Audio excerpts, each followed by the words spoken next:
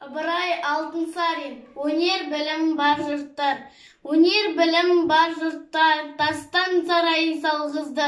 Айшылық алыс жерлерден көзіңді ашып жұмғанша жылдам хабар алғызды. Аты жоқ құр арбаны 1000 шақырым жерлерге күн жарымда барғызды.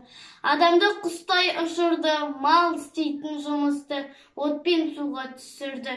Отынсыз тамақ пісірді, сусыздан сусын ішірді.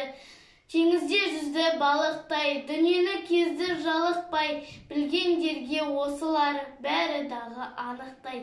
Білмегенге танықтай, бізде бекер жатпалық, осыларға таныспай.